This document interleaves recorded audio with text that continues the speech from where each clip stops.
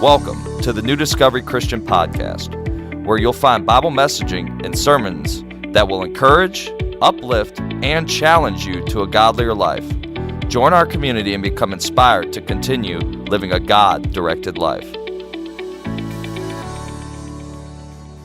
Welcome again to the New Discovery Podcast in Hernando, Mississippi. Here I am, your host, Kyle Morrison, and Javan Wagnon today.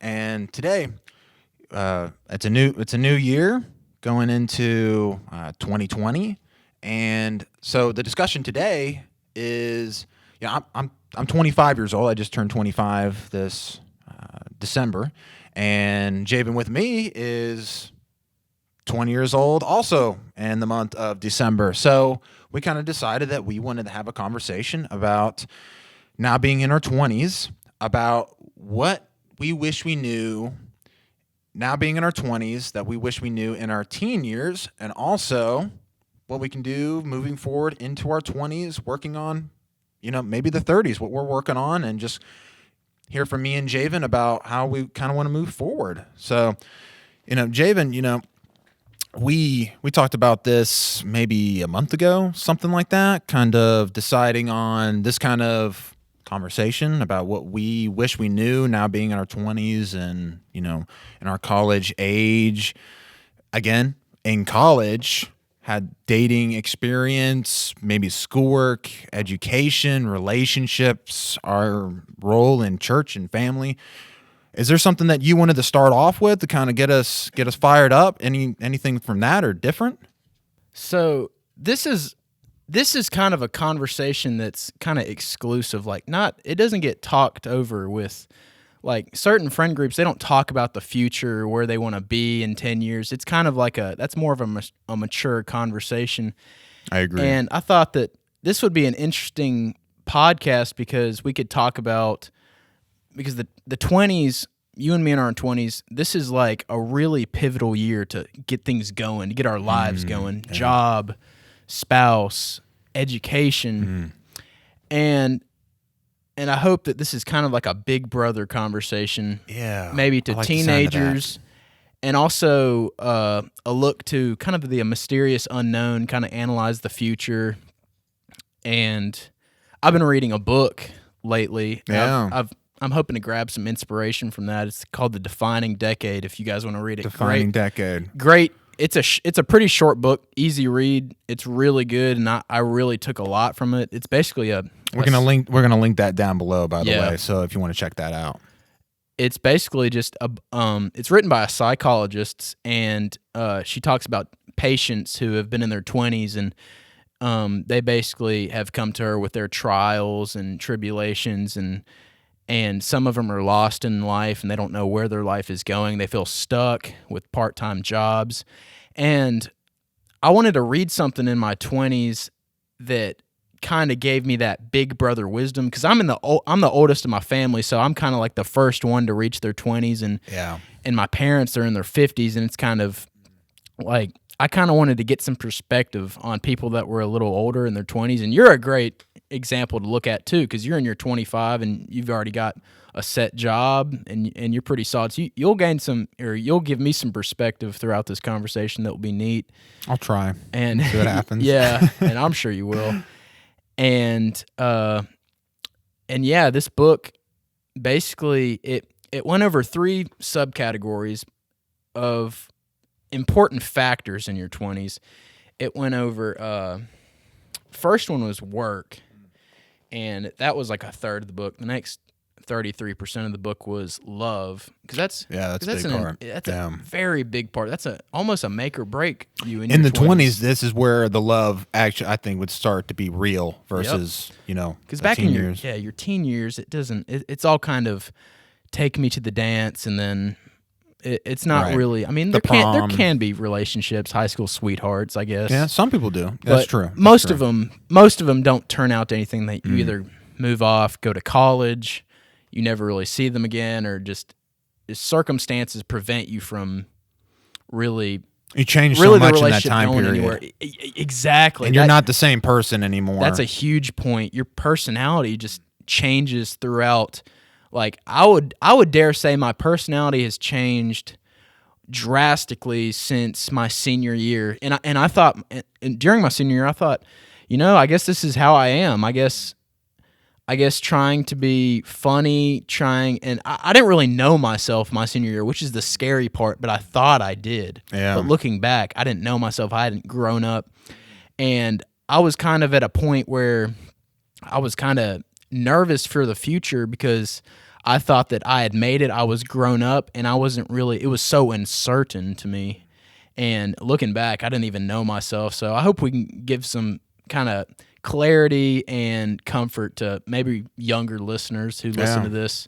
Absolutely. That, like, when you're in high school, I look back in high school and I was like, dude, I was so young back then. I was not an adult. I may have had a driver's license. I may have been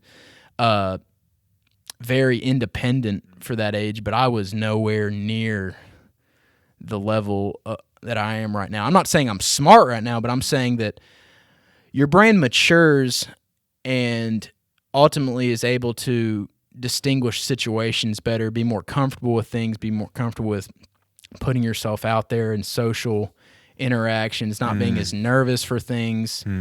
The workplace too will define you. Oh yeah, that's a big part of it. Yeah, and that's a huge point that the book made. It said, now I'm going to give my perspective on this. I'm not going to verbatim the book because I feel like I wouldn't do it justice. Yeah, I guess kind of what did you get out of the book? What were those kind of high points and you kind of took in, Yeah, I think once you get out of high school, it can be really hard to choose a career path because there's so many options, and it's almost like it's intoxicating. Like you can't breathe, you can't choose one direction to go because there's so many different directions to go. The book compared it to like being in an ocean, and no matter which way you swim, you don't know if you're going the right way to land. You could be going away from land, you could be going to. It's really just, you don't know which direction to go towards. And I thought, my senior year was a lot like that. I didn't know really if I really wanted to go into a career of accounting, because I heard people say, "Oh, that's a terrible major. That you will hate your life. You'll pull out your hair." And then I heard the other 50%, which mostly were older people, parents. They were like, "That's a great career. The job placement is very high for that, and it's a solid way to go academically." And so senior year, I was kind of wishy-washy on that. And then when I got out of college, or not out of college, graduated high school, yeah. I went to Northwest up here, and I was like, well, I don't want to be uncertain, so I'm just going to choose accounting. And I kind of prayed about it to see if it was right for me. Yeah. And so far, it's been good. I've been doing okay in the classes. It's nothing I can't handle. But in the book, it tells about people that aren't so fortunate. They may be underemployed, working at like a part-time joint in college while they're working towards a major they're uncertain of. And ultimately, it said it had a little experiment it did. It said a store was selling different types of flavors of jams, right? Jams, yeah. And it said there was one booth that had 6 jams that you could try, a variety of 6 jams. And the other booth, I guess at a different store, had 24 jams that you could pick from. And what they found out was people were more likely to buy a jam choosing from 6 instead of choosing from 24, because when it's 24, it's like, it's kind of overwhelming. There's so many choices there. And ultimately, I guess they found out that, young people have a hard time going somewhere in life, choosing a career path, and ultimately making a solid choice on where they want to go with their job. And I thought, that's really true. Like, I kind of had to make that decision when I chose accounting, because I was like, well, I like this. I at first was going to do psychology, because that interests me throughout high school. But I think I chose accounting because I kind of have a vision of like a future me in 30, maybe at 30 years old. I want to have like a I could see myself having a job at an office, dressing kind of nice every day, and then like coming home to a family. And I thought, accounting is a career. I could see that. And I like math. I feel comfortable with it. So I think that could be the way to go. So I made that solid choice right on. And from then on, it gave me kind of a purpose in school to do good, make good grades. See, I didn't have that in high school. I didn't have a solid purpose of where I was going. I thought I didn't fail my classes in high school, but I didn't try my hardest because I had no incentive. I was like, well, as long as I pass and graduate, and then I'll worry about the future later. And now that I've made a decision on where I want to go with a career, I feel like I have a more incentive to do good. It gives me a purpose, a path to go down to. And I think as a 20-year-old, some of us can get into, now I know I'm prematurely talking about this because I don't even turn 20 till tomorrow, but it's still something to consider if you're someone who... You will be when this is released. Yeah, true. So I will be 20 then. You will be 20. Yeah, it'll be 2020. But while we're talking about it, when did you decide that you want to be a youth minister?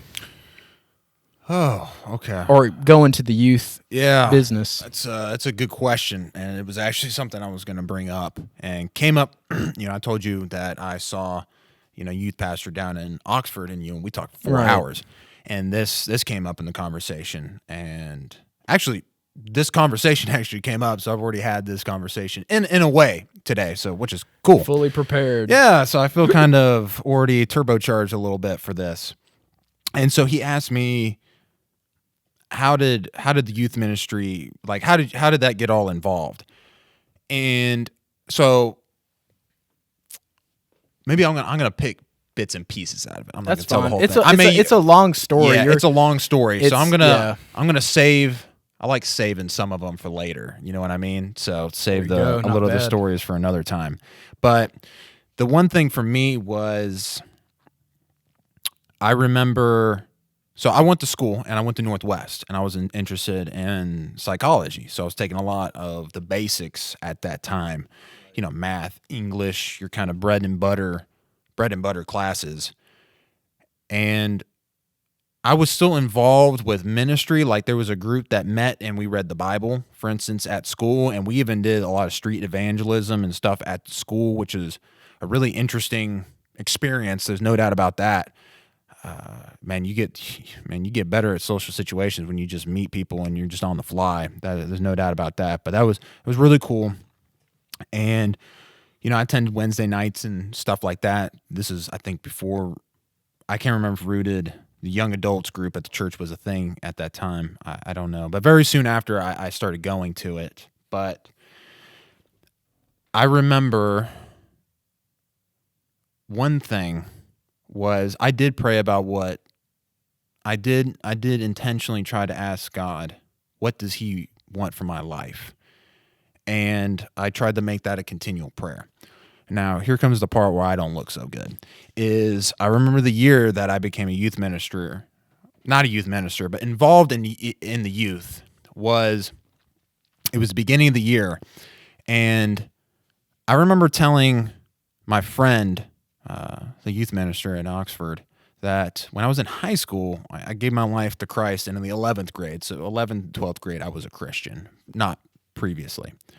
And there was like inklings in 11th and 12th grade of psychology and youth ministry, which that one especially just came out of the blue. I was like, I don't know about that, teaching and stuff like that. And I was very bad at speaking with other people, very awkward at that time.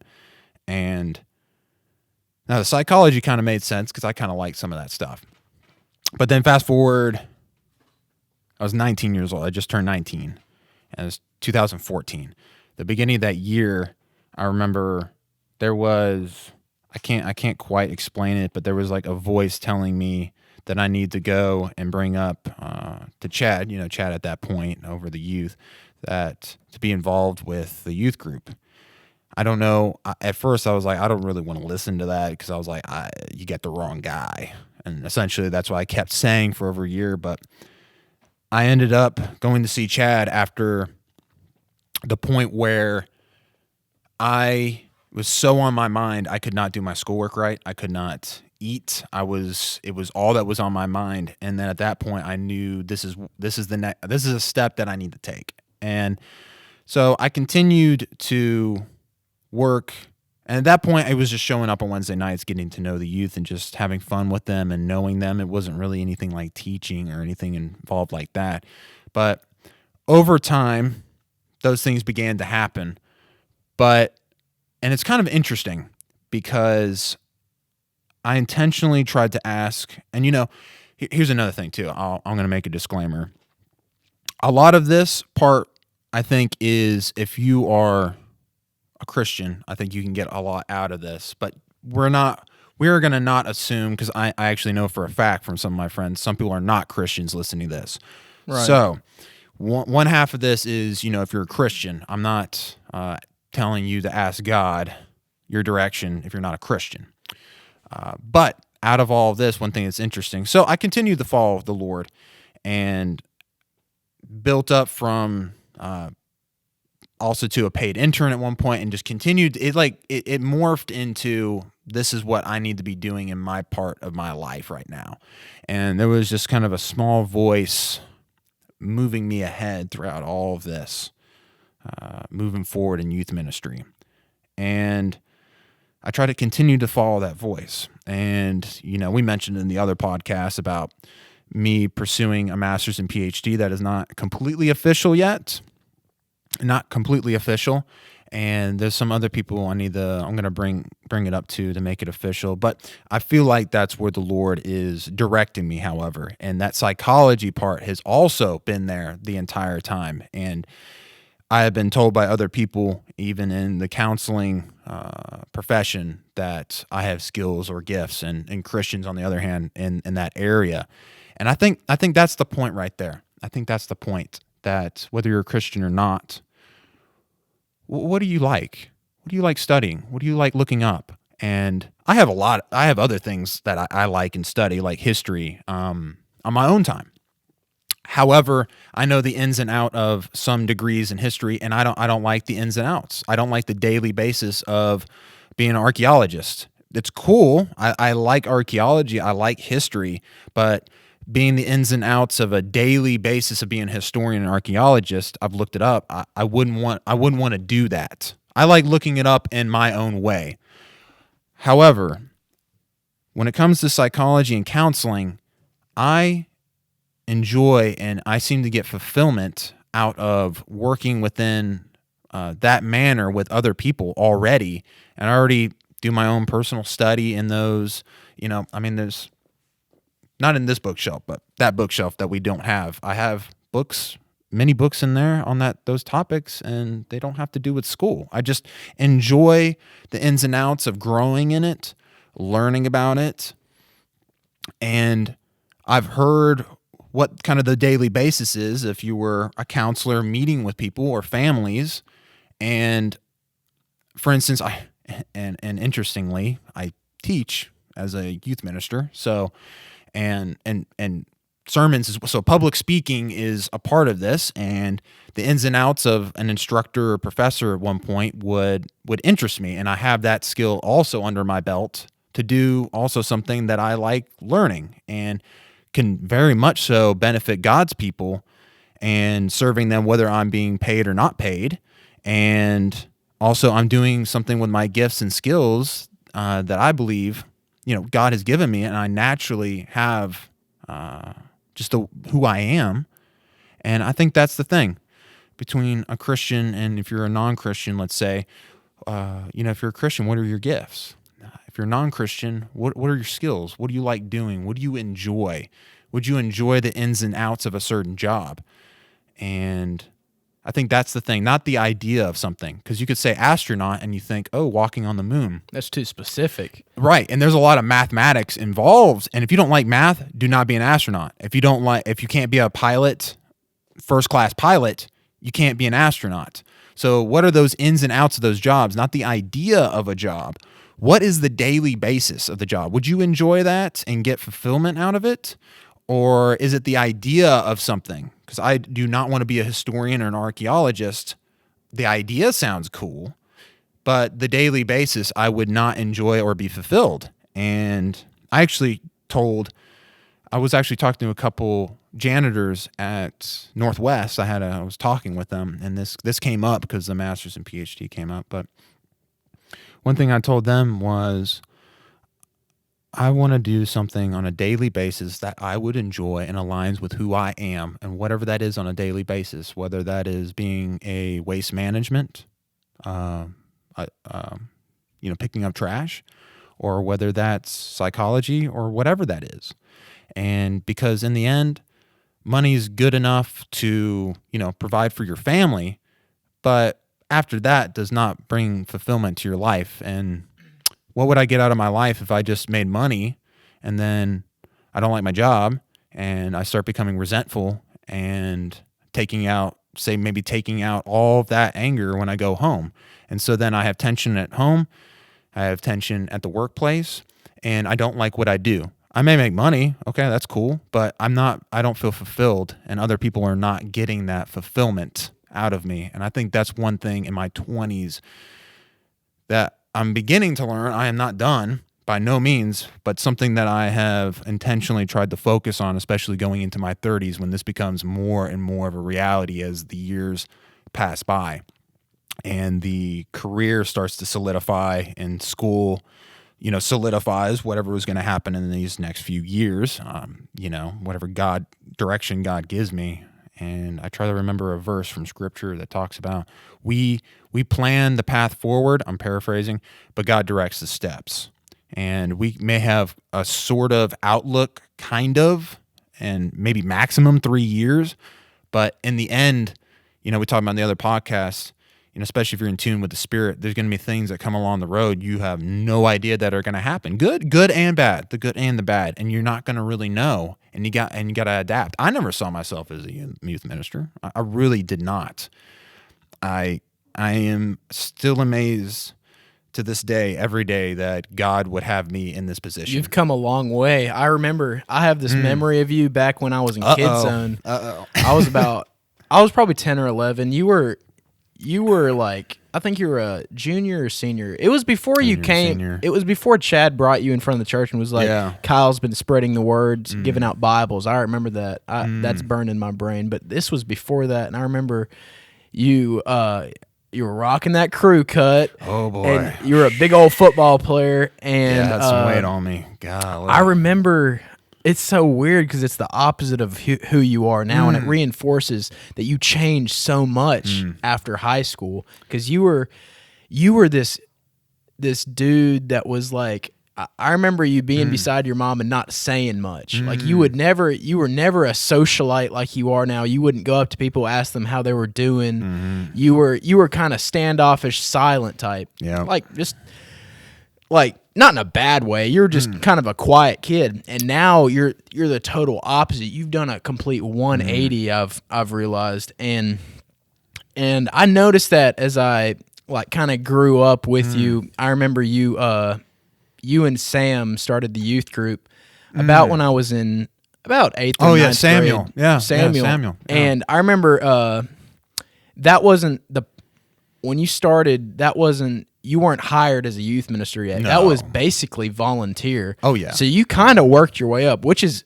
super admirable because that was on your free time. You were still working at Sports Authority. Yeah, I was working at Sports Authority. And to see you change, becoming more charismatic, more talkative, more outroverted. Now I know we've talked in the past about how we're both introverts, but it's almost hard to describe. You can't even tell that you're an introvert by how you act. And I've seen you're great with young kids. You're a good leader, a good role model, and you've totally changed from your high school self up into your 25 years of age. And I think that's a really important thing to keep in mind when you're 20. that you can still change. It's a time for character development through trials, through you worked your way up. Sometimes you have to start at the bottom, and you had to volunteer your time here, helping with the youth out of your own free time. And sometimes that's what it takes to see where we want to go, what career we want, because you had to kind of test the waters blindly, because that was an act of blind faith, helping with the youth. You didn't know if this was going to go anywhere, but through that risk you took, you ultimately saw where you want to further your career. And I thought that's a good thing to realize about your story, is that you may not know where you want to go career-wise, but taking risk into situations that might be uncomfortable. Because I know teaching a class full of kids, that would make me uncomfortable. No, It was very awkward the first time I ever did it. Trust me. You don't know how to take things. Some people might be disrespecting you by talking. It's just an experience that is kind of socially, internally dangerous. You might feel not at ease, but ultimately you grew from that, got experience, you became more sociable, you grew as a person from that into where you are as 25, and you ultimately got some personal capital. And that's a key word from the book. It said Personal capital. It said through, I think it talked about a girl that was 29, and she had done a bunch of odd jobs and she couldn't stick with something. And I think she ultimately found where she wanted to go through her experience or failures and the other jobs she'd done previously, and she saw she wanted to go, but she wouldn't have known where to go if she hadn't have failed before that. Sometimes you have to take risks, do a job that maybe make you nervous, because what ultimately makes you nervous is something that's unknown to you. Yeah. And you're right. Yeah. as a Christian, as a person, you have to embrace those unknown areas of life to gain more knowledge. Because if I was stuck at 18 years of age in my brain, I would be an idiot. I'd be walking around being ignorant, saying stupid stuff. Yeah. I wouldn't gain the wisdom, knowledge that comes with aging, being thrown in social situations that challenge me as a person. And ultimately, as a young person, I hope that in this next year I can go through things that challenge me. I pray that God will test me this next year, and I can ultimately grow as a person and spiritually. I know that's already happening. And I can reconfirm that. I can tell just the fact that you're on here is a testament to that, and you're taking a risk. I was not expecting to do podcasts at this time, or 6 months ago at this time. Yeah, I mean, you have an audience right now that's the size of some church communities on Sunday, and that's what you were speaking to. You know, that's not something to just be taken lightly, especially if you have any inkling of public speaking fears.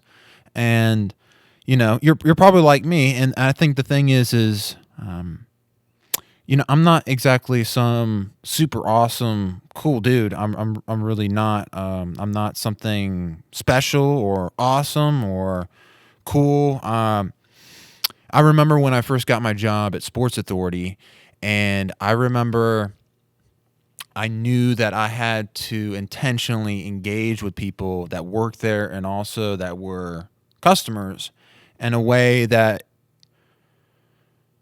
challenged me intensely from where I was in life. And that was a huge leap for me of growth in doing that.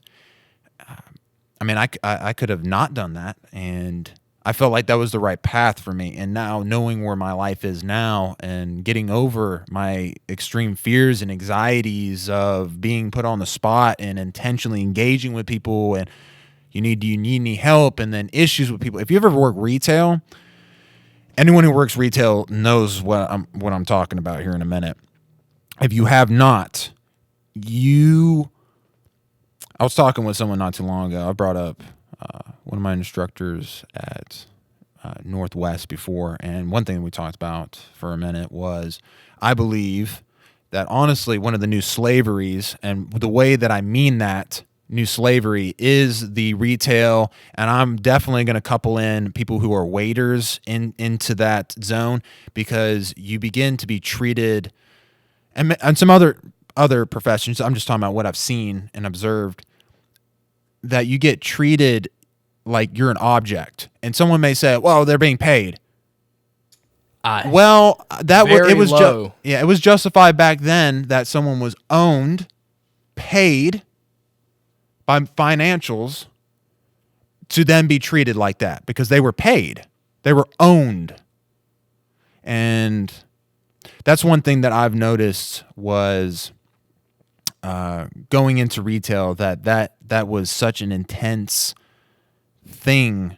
And I just mentioned that because I kind of knew that a little bit going into it, but sticking with it after being treated like that, and at times, because the reason I say that is if I wasn't there and say I wasn't within that position, a person would never treat someone like that they had never met. Never act like that, because it would been, you would think, why would you treat another human being like that? And I think that's the question, is it was justified in the past as well to treat human beings like that in the past.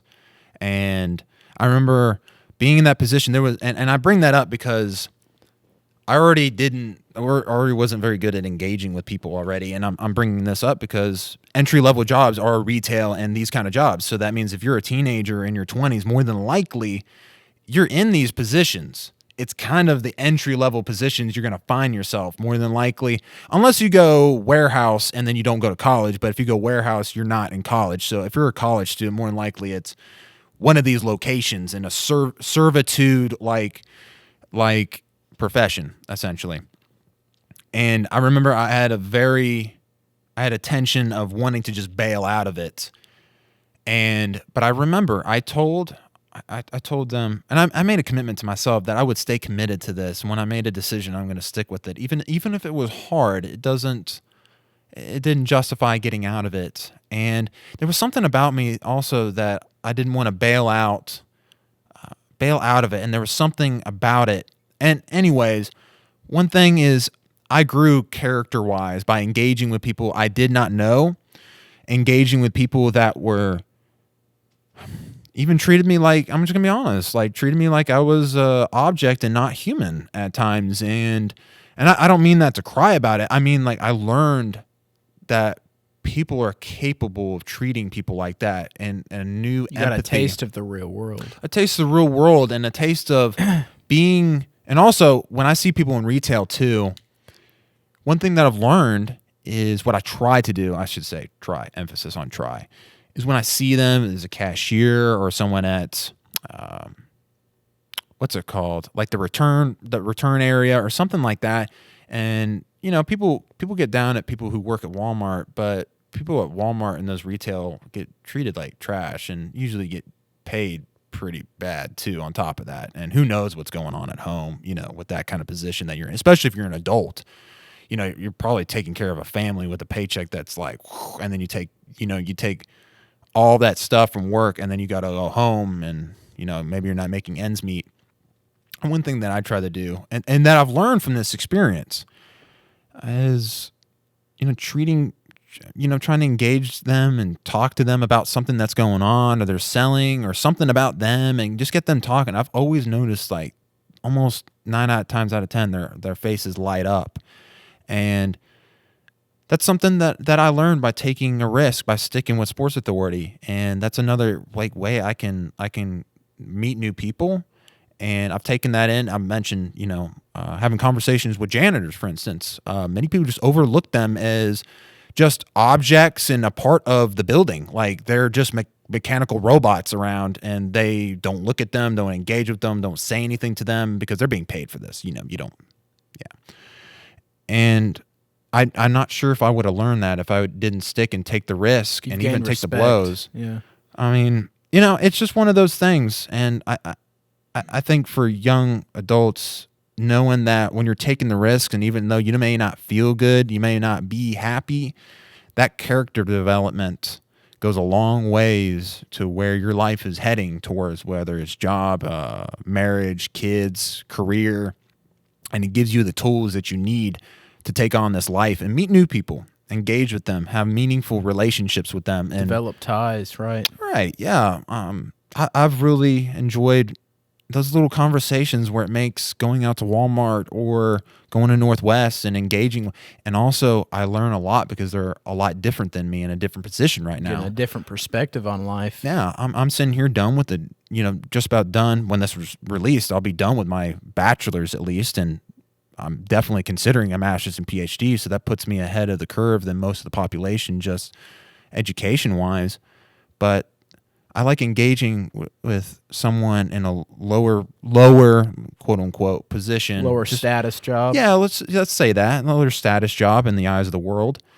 And it helps me just realize my perspective. It opens up the human experience, and it doesn't close me off to other people's lives, and this is what they go through, and this is what they think. And I don't know. I think it's something for us to consider in expanding our horizon of people and their stories and who they are, and they're different than us, and not being so closed-minded or closed off in our social groups, or someone makes less than us and treat people like that. I don't know. I think that's something that, especially as you go into the job force and school, even your professors and instructors, and engaging with them. They're older than you. That doesn't matter. They probably want someone younger to have a relationship to, and I try to do the same thing at church and allow them, someone who's older than me, also have that experience in their life. Someone younger than them, that opens their experience, and vice versa. I really love You gain a lot engaging with someone who's somebody older who's than like me. a life veteran. Yeah, you get to hear their stories and their experiences, and it's like I get to Get their wisdom. yeah, exactly, and you get to connect with them in a way and where they are in life that's different. And I don't know, just good stuff happens in your life from that stuff. Connecting with people, building ties can increase your likelihood of finding the career you want, because maybe someone you barely know, who you barely talk to, might know somebody, a connection that could set you up with a job you don't know. But if you don't say hi to them, if you don't ask them how they're doing, or if you don't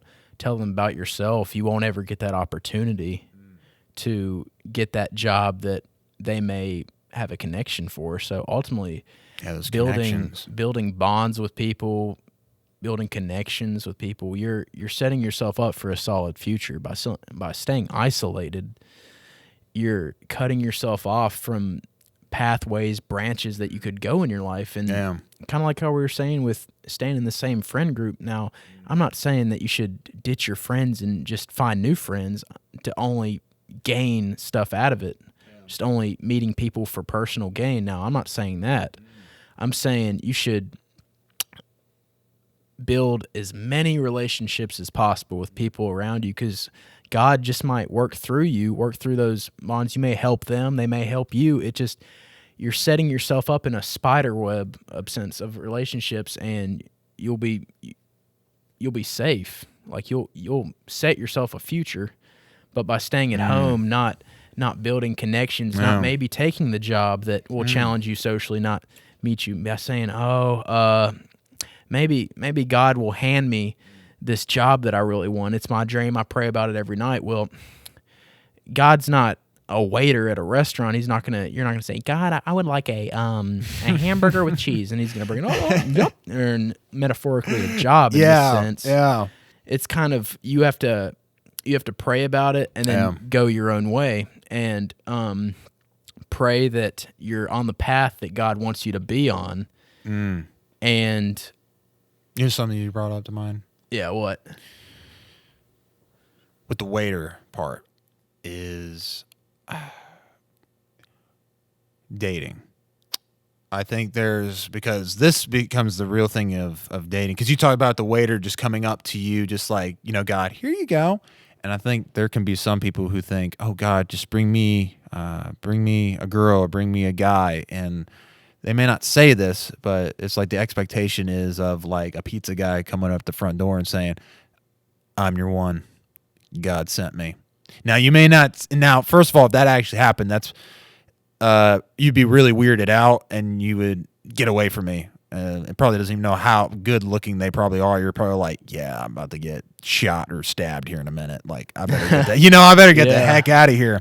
But sometimes the expectation is God is just going to throw you someone right in front of you, and you have good intentions. You're asking the Lord, so I'm not denying that. I think that's a good thing that you're asking the Lord, but are you asking God to open up doors? Are you asking Him for you to recognize when those doors open, to take risks when He shows you the door? He opens those doors, those different places. He talked about people, making investments in people and expanding your network of people. And when you invest in them, maybe someone older than you knows about a girl or another boy who is looking to into dating. They're available and say, they can help you get hooked up. You look good as a person when you have a ton of friends. Like, to a girl and a guy that's, I wouldn't say popular, but knows a lot of people, it looks good. It looks like you're not a weirdo. It looks like you're a sociable, normal guy. Yeah. And so that helps you for guys, in a sense, to have as many ties as possible. And by having a ton of friends, I mean, probably 50% of them are going to be girls. So you're already setting up a pool for yourself that could potentially be for a partner in the future. Yeah. So instead of just hanging out with your same guy friends, go out there. It doesn't mean you want to date them. Be friends with girls that, you don't have to find them attractive. Just talk to them. Just talk to everyone that you can. And you never know where you could develop feelings for a girl that you once didn't have feelings for it. That's just how it could happen. Right. You never know. Like, God's plan for you could be totally different from something that you envision for yourself. Yeah. And by making friends with people, you're setting yourself up right. Dude, what you said was awesome, because I was gonna bring that up, but you brought up some other stuff to mind too about what you said. Is one thing that I noticed, and also one thing that has been studied, is people who have good relationships with women in their family, whether that's their mother or whether that's especially their sister. There seems to be a lean on with your sister. If you have good relationships, okay, I'm going to say the opposite sex for this, because it could be a girl with their brother, right? So it could be the other way around. Yeah, vice versa. Right. And if you have good relationships with them, you tend to have better dating relationships, and a better marriage is one thing that's interesting statistically. If you have those so having good relationships with your siblings, which, we're talking specifically about what we learned in our teen years and what we're learning in our 20s, and what we've realized is you are an ample zone to build up those relationships that you have with those siblings that you have. And now someone may be saying, now, I got to be careful. Some of you may possibly have very toxic relationships that you can't do anything about, and that's not what I'm talking about. Sometimes, and some families are split up and divorced. I'm not really speaking to that, and I'm sorry, if you're in one of those situations, and some people are.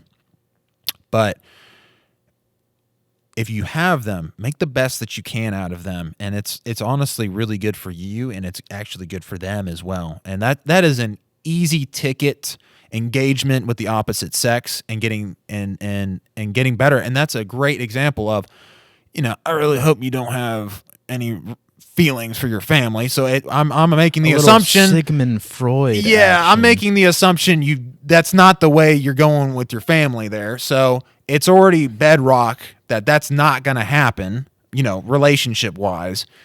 And so then all of that engagement is then refining out, being better socially with the opposite sex, and you can take that into other aspects of your life and dating and also in marriage, and they can do the same as well, because it takes away the strangeness of the opposite sex, because you come close and it's like, oh, I can engage in ways like this. with a guy, or I can engage like this with a girl, for instance. And you can take that into where, say, if you have feelings for someone, or we talked about having friends with other people, you can also do that. I've known some people who don't want to, some people do not want to be around women, and some women not around men, and it seems like it's because there's a severe fear. I don't know what their past was, but it seems like there was some kind of past where there's a fear of engaging with bad stigma from like maybe a parent or something. Maybe they had a bad relationship with his mom, so he tends to see women as control freaks. They yell at you. And then they get into that negative vision of a woman, or something from your siblings, for instance. Treat them terrible. A bad experience with your siblings, or a bad experience at college. Let's be honest here. Maybe someone got raped by a guy at college. Let's be honest. That's reality, and maybe there is justifiable like fear there. Don't get me wrong, and that's a terrible thing to have happened to you,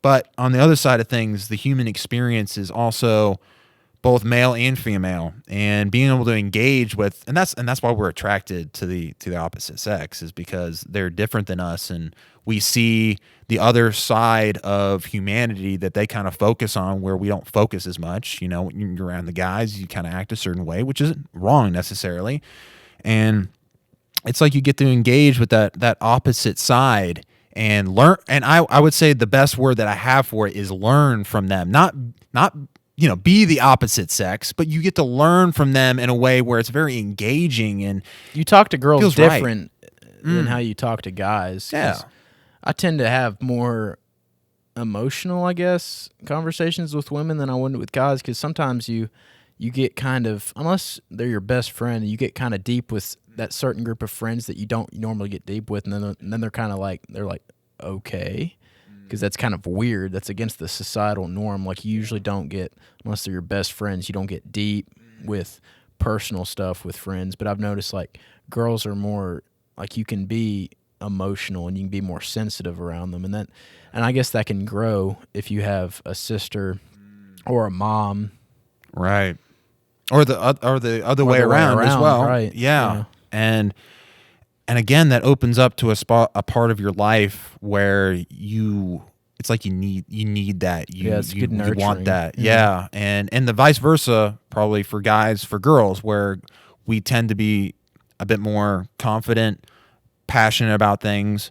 And I think strength in the way of looking out for the weakest among us, and whoever that is. And I think that's very inspiring, vice versa. And then women also, the caring and being more open, or talking more about relationships.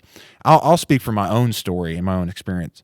My past dating relationships, I've been able to, I'm going to say, learn the ability to be more intentional about relationships, talk about them, talk about problems, or even things that I feel and stuff like that about them, or things in life, or towards, them.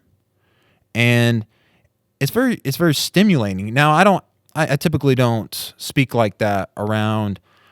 Now, how do I say this?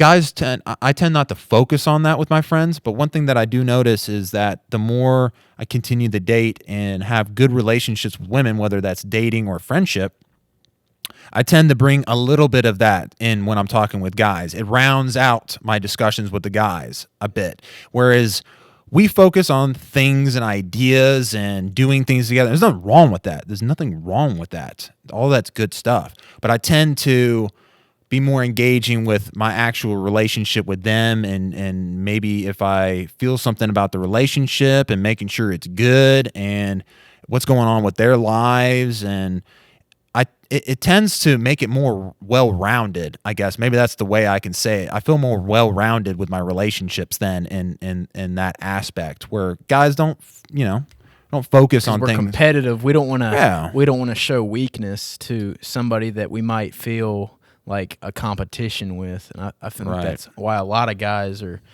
more on the opposite end of the spectrum of not expressive, not showing their feelings.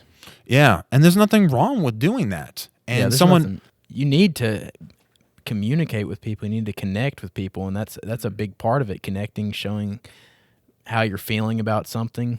You'll go crazy if you don't share it. You know, one thing that's stuck with me recently, and it has to do. I've been reading through 1st and 2nd Samuel about the story of David growing up, and something dawned on me. Something dawned on me about David. So there's a guy who can go out and kill lions. I'd like to see anyone else on this podcast or outside do that without a gun. Let me know how that goes. And if you succeed, awesome, bro. But that's pretty awesome. You're a guy. I mean, you could take down a lion without any type of weaponry or machine gun or anything like that, and kill a giant with just a sling and a stone and running towards him. That's pretty manly right there. Going in and charging, being passionate, confident in what you're doing and what you're about, and a warrior. And it talks about David is always the guy, front lines with his men, charging against the barricade, charging up the walls. I mean, he's taking out folks. It talks about taking out hundreds of people. No one on this podcast has done anything like that. And that's, those are manly qualities of being confident and fighting and what you believe in, and being strong and standing strong for your people and your family. And every guy looks up to those things when we see those in movies. And, he's also a king. But this same guy is also wrote most of the Psalms. And these Psalms are very open about what he's feeling in his relationships and what's happening. Yeah. And everyone is reading this in Israel. It's not like, personal diary. It's not like David's personal diary that was released 50 years later when it was discovered in the sands or something. This is what was said in the temple in front of thousands of people and revealed to them, not just close relationships. So, and he's known as someone who's singing to the Lord. He seems not to care what any other dude is thinking of him. He's going to be there singing. Talks about when they bring the Ark of the Covenant in, he's dancing like crazy. One of his wives are like, that's not what kings do. Let's just say that's not what men do. Let's go ahead and just say that for the sake of things. And he said, man, I'm going to make myself more embarrassing. That man was dancing naked for God in the temple. Well, he was wearing something like pajamas, which is like, whoa, man, you're the king. Was he not naked? I thought he was naked. It's called a linen ephod. It's like almost like wearing your underwear in a way, but it's nowhere near as revealing as our underwear. Yeah. It's like an entire so sheet. People kind of take it out of context. Well, yeah, they would have been but he's definitely being sort of like, he was careless. He was just worshiping God, and he didn't care if somebody might think I'm not masculine. He wasn't, and he was confident in it. He was confident. So you show confidence. Yeah. When you take risks and might show your sensitive side. So you're being confident because you're showing that, and you're saying, no matter what I'm sharing right now, I know that I'm a guy and I'm not a weakling. I'm not some beta male. Yeah. And see, I think a lot of guys won't share their feelings because they'll be afraid that they'll be, he's a softie. He cries. What a baby. He can't. He's not manly. Yeah, he's not copping out. He's not manly, and some guys will just they'll hide behind themselves and not ever come out, and just internally that'll drive you nuts. Not be able to share with people, not be able to see. I tell you things that I don't tell most people, and I feel like that helps me because you give me an insight on your experience on the topic, whether I'm sharing like a sin that I'm struggling with or a trial that I'm facing in high school that you may have already come into contact with. And you're really showing confidence by putting yourself out there and maybe taking a risk. And if somebody makes fun of you, rejects you, I would dare say that they're being the beta because they're not comfortable with accepting what it is you have to say, and they're feeling they need to put you down to bring themselves up. And I have, unfortunately, they're not secure with themselves. Experience with this. Yeah. They're not.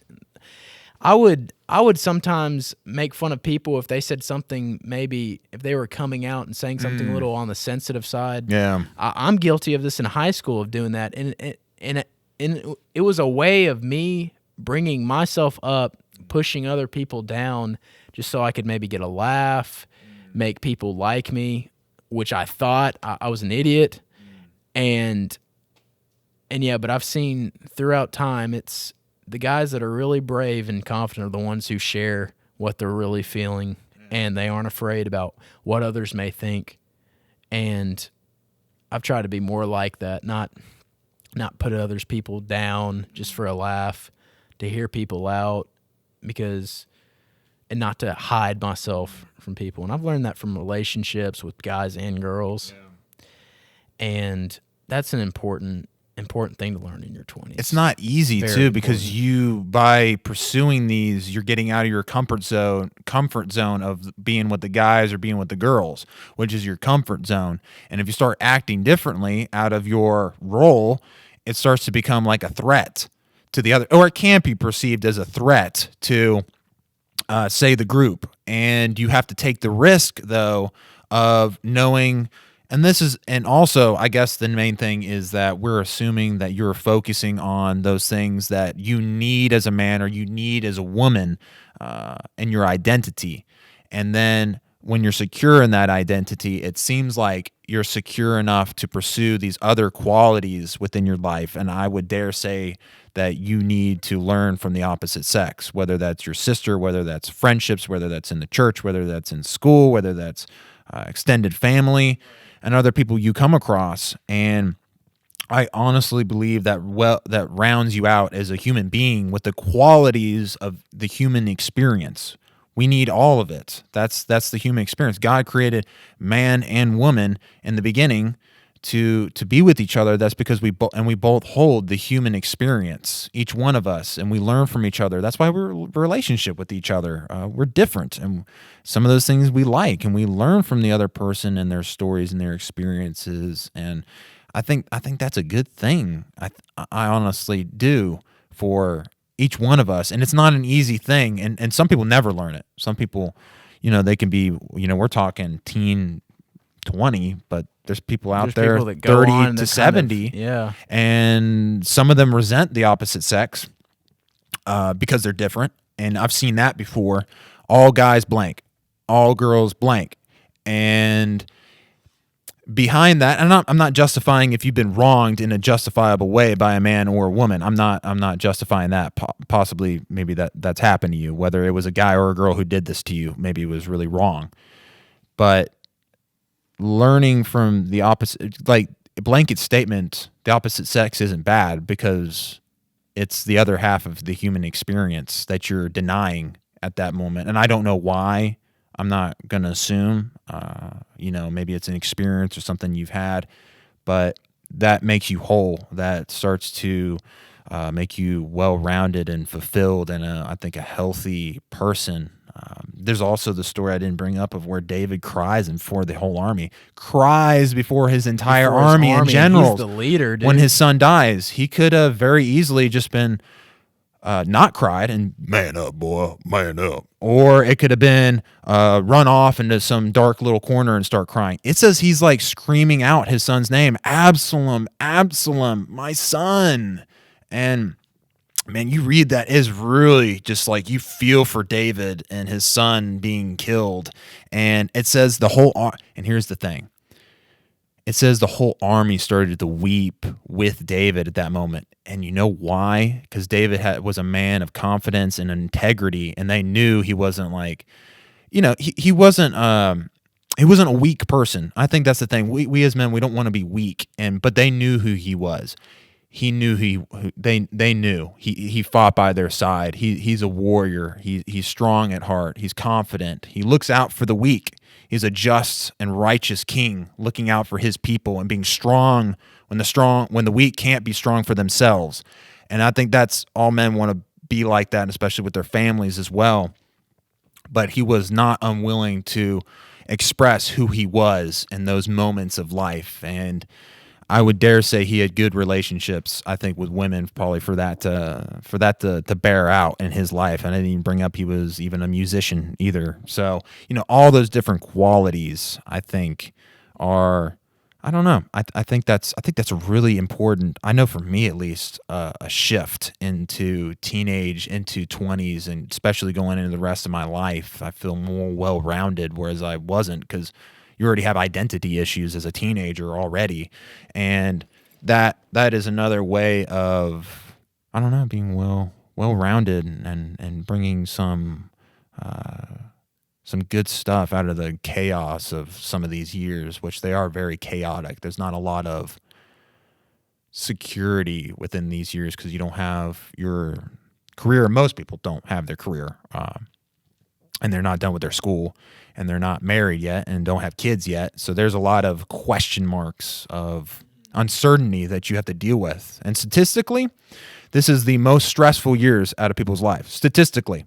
It is, because all of those other question marks tend to be taken care of later on in life. Not always, but these years they're not. And so anyone knows where uncertainty happens in your life, you know that a lot of stress is involved. So this is the most uncertainty and is the most stressful time in life. Yeah. So looking for, I'm not saying I want to get married now, of course. I'm not saying that I'm out to look for somebody to marry, which nothing wrong with that necessarily. Yeah, but I mean, I want a future. I want to be.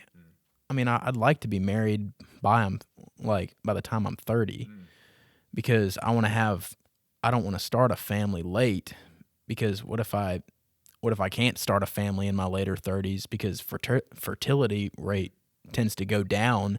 So this is a time to really be thinking on who you want in a partner, what you want in a partner, and just, being on the lookout, getting those goggles into the future. Because so many times I know as me, sometimes it's easy to look at things that are so far away and be like, oh, well, they'll mend themselves. All I just need to pay attention is having fun, having a good time.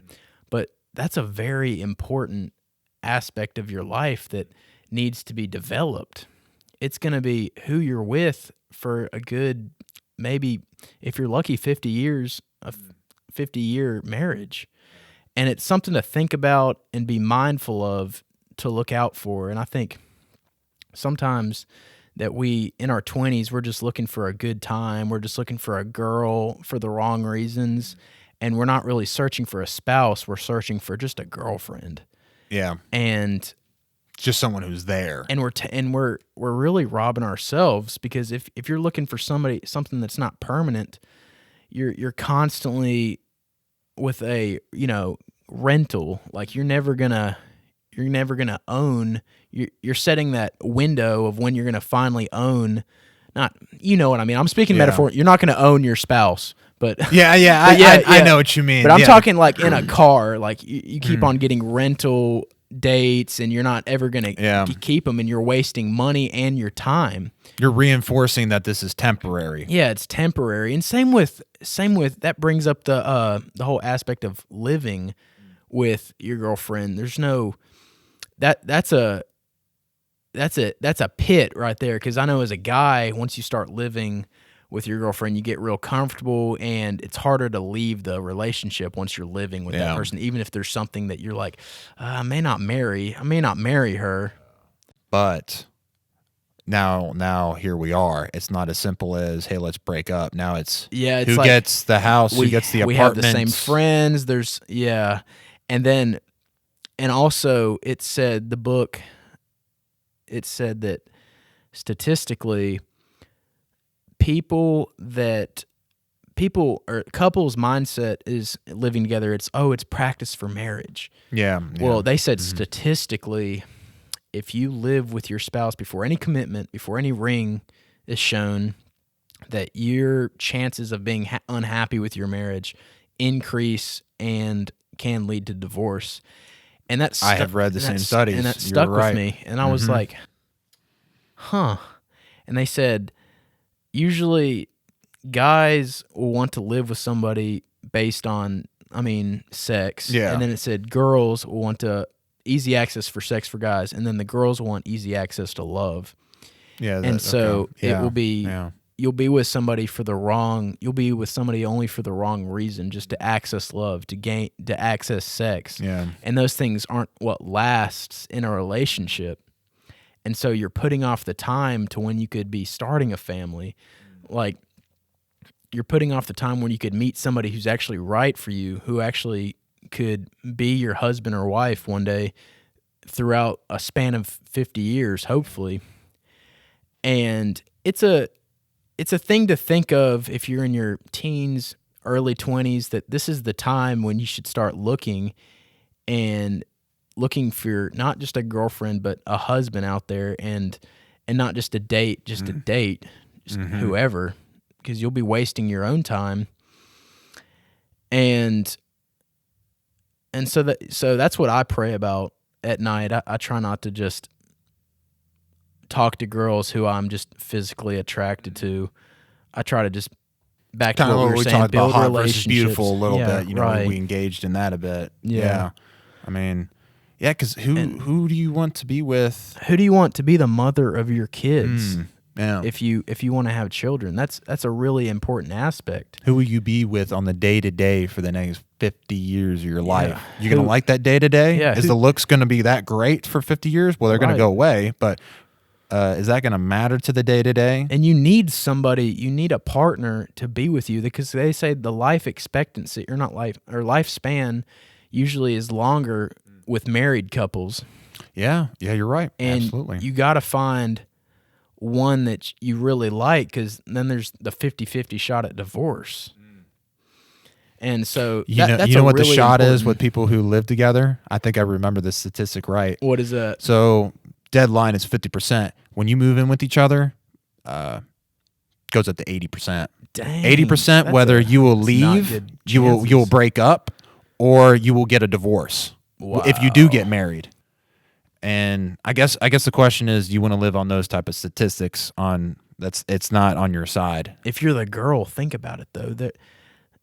The girl's in a bad position because you don't know if the guy is committed to you. You're constantly in a state of uncertainty, going back to that.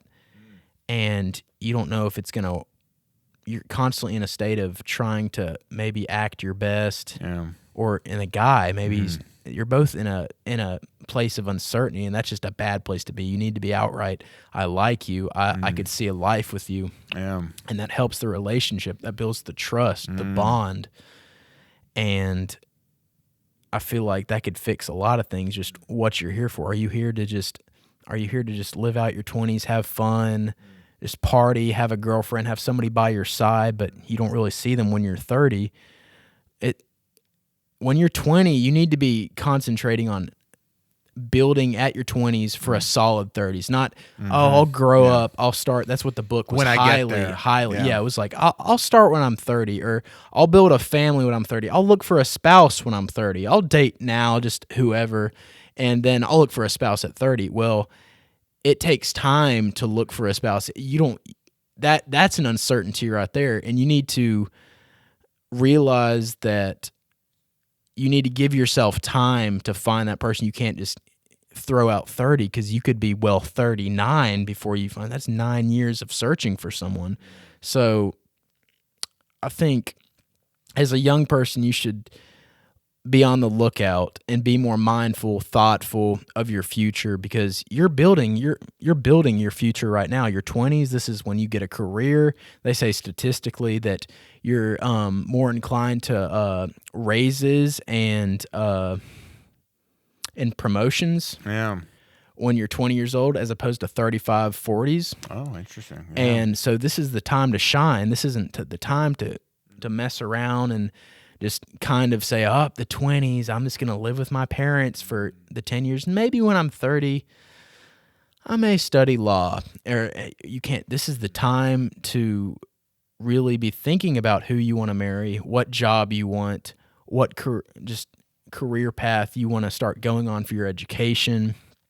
And this is just ultimately a time to be thoughtful on your future, because this is when you're an adult. This is your beginning years. This is your origin story. Transitionary age that's going on in that time, much more ample towards you're at the peak of your your learning abilities, learning new things. It's by 25 years old where the gap between the two hemispheres of your brain Right. fully seals by 25 years old. And so by that point, your brain is then at that point fully developed. So it's happening within this transitionary time of life. And also, again, a lot of things like energy are on your side, your physical capacity are on your side, and just because, and also the fact that more than likely you're either not married or newly wed, you have a little bit more freedom to pursue some other things in life, meeting new people, gaining new career experiences, going to certain new places, for instance, whereas that may not be the case once you get locked down. And I don't mean that in a mean way, in a good way. Kids are blessings. Once you get kids, your responsibilities then shift, and that's not a bad thing. Responsibilities bring great things in your life, but once that happens, like for instance, here's an example. If you don't focus on these things, like we're saying, one example is, and I don't mean this to single you out, by the way, if you're a single mom or a single dad, but once that happens, I've had an instructor, psychology, tell me pretty much just forget about your dreams. And that's not in a mean way. Just forget about them because your responsibilities have shifted because this is technically more important. Now, I'm not going to say your life is a disaster. It could be from this. It could be. But you lost the ability to be better. It's no longer there. Now, you can make the best of it. I'm not saying your life is going to be terrible. It's going to be in the ditch and down, but it could have been better. You could have had the spouse of the child with you, for instance. You could have pursued some dreams, some travel, or the career that you wanted to go to. And a lot of that is either extremely hard to not possible anymore, to where it would have been moderately much easier, and that's just one extreme. That's just one extreme. For instance, I'm not singling you out as that's the only circumstance that something like this could happen, but that is a circumstance that can happen, and you miss out on other things of life. And as a guy, I'm gonna share this. And again, this isn't to single out, because this is the age where this begins to happen, and I'm only singling out girls because sadly they're the ones who typically get left with the child. So I'm not singling out women necessarily. Sadly, the guys are the ones who take off. That's a pretty cowardly. That's bad. At least the woman is staying with the guy or with the children most of the time. Right. So that's definitely something to speak about. Sadly, women get taken advantage of more in this situation and get the bad part of it most of the time. But one thing is about that time period is how do I want to say this? You gonna go the parenting route? Is that where you're going? Well, you do lose. I brought up the responsibilities, but this is what I was gonna say, because I want women to hear this from me, and this isn't to look down on women who have already had a child. And I was thinking about that for a minute. I want to make sure I say this right. Once you settle down with a kid, and more than likely a big audience here is teenager and 20s. This is typically when this happens. I have to say that even if you have a lot of character and are very good looking, and if you've already settled down with a child, I have to say that is, for me, very hard for me to overlook that, of considering dating someone in that situation already. Even with a lot of these other character qualities, it makes it very hard to consider, I have to admit, because it becomes a financial thing. And this is what statistics say, not me. And once you have the child with someone else, that child will always become more special over the spouse. And all studies show that good marriage, happy family, including the kids. Unhappy marriage between the wife and the husband, bad, unhealthy family. Yeah. Always the case. because either way, it would become too controlling or too lax as parents in the parenting style. You set the standard with a healthy marriage. So you take one person out, and I bring that up because if you take one person out, there's a person missing. The new one that comes in will never be the same, because once that child comes in, they will get the priority over you at that point. So I bring that up because you do the best you can with the situation there of it can never be quite the optimal. Does that make sense? It could have been better, if that makes sense. To watch out for, and that's really not just that it's a sin. It's really just an unsafe way of living, just having free sex with just multiple partners, because you're risking a future, you're risking getting the girl pregnant, you're risking not being where you want to be when you have a family and you're gaining a child, and then it's a deterrent towards getting another guy involved. You might not be ready to parent. Like, you might be too young, or not too young, but you might not be not ready internally. You're just not grown up yet mentally. And that's a really important thing that the child needs. The child needs wisdom. It needs those nurturing years from like age. The early years are the most important when you're raising a kid, and that's ultimately going to heavily impact his future. And you really just need to be more mindful about risking being a parent, because I mean, you may not be a Christian, and I would say if you're not, I wouldn't have sex until you're ready to be a parent, because that's somebody else's life you're putting kind of on the line, in a sense. Yeah. Because you might not be ready to parent that kid, and that kid might get a lack in something. He really needs it in his early developmental stages, and you're kind of risking that. And that's really important, because I've seen...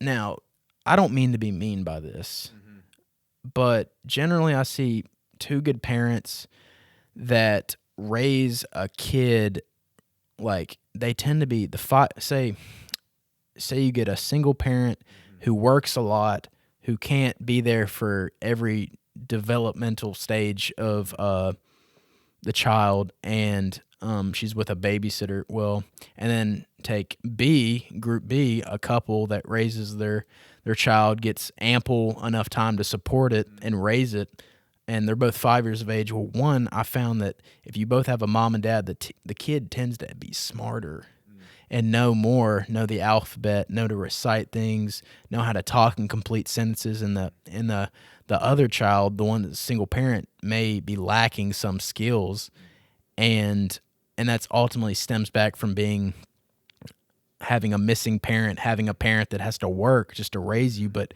you're missing time where you can bond with your kid, teach him new things. Because your brain, the book said, when you're born, your brain gets a bunch of neurons to use, and depending on what you need is what you keep. And say, if you are a baby and you're not really learning the alphabet, or not, like 2 years old, you're not learning words, you're not learning numbers, alphabet, your brain isn't using as much neurons, and so the excess amount of neurons that your brain is producing, they die off because they're not needed. Well, say a child that is learning the alphabet, learning how to walk, learning how to speak, it's taking up more neurons, so they're kept, and there's less dead neurons. And they said the same goes for in your 20s.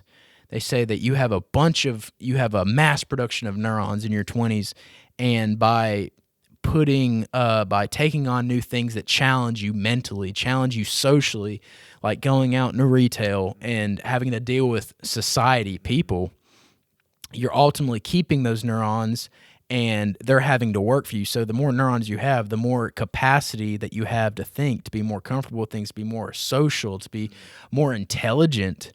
And so that's just an important aspect to consider as a parent, because you're depriving your kid of that if you're not going to be there for them.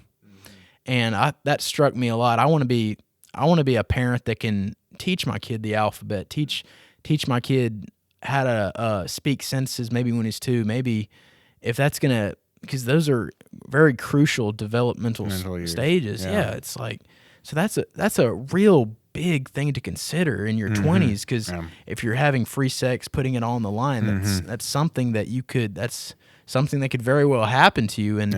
And people say, oh, well, she's on plan B. Oh, I'm using a condom. Well, I mean, they don't always work. And so there's not really such a thing as safe sex. There's always that one little tiny percentage that will get you. And when it gets you, you're done. And then the only thing I'll add is we gotta wrap up here in a minute. But the only thing that I want to remind someone is, I brought up the focus of my perspective on women, because I want girls to hear this. I want teenagers and 20 years old to hear what is not spoken very often. Yeah, I want this that isn't out. spoken right, and this is a guy all. perspective. This is not your mom saying this.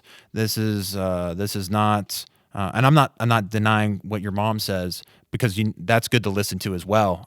But this perspective that I'm bringing from our age, it does not happen for younger girls like at all most of the time.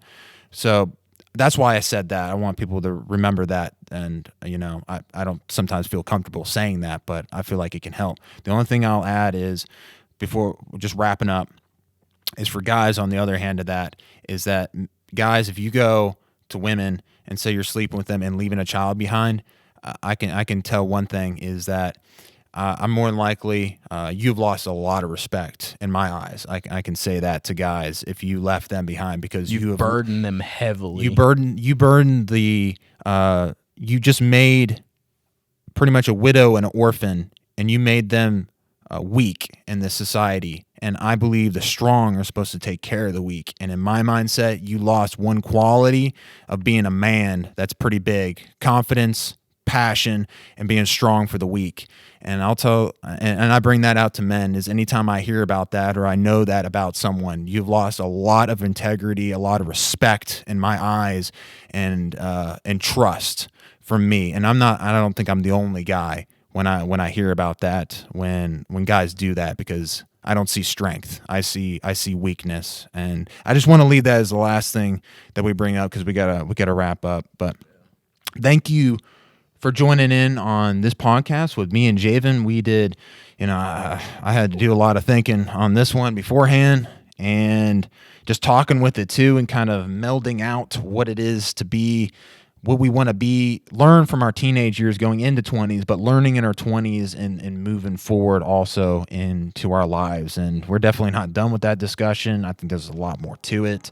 So thank you for joining in with us and learning a little bit more than we did yesterday, as I know me and Javan have done today. So again, thank you for your support. We're only here because of you. And if there's any way that you can support us and let us know that through what that's likes or comments, to let other people know that you appreciate and we're moving forward together, then do that if you can. So again, thank you, and we'll see you on the other side.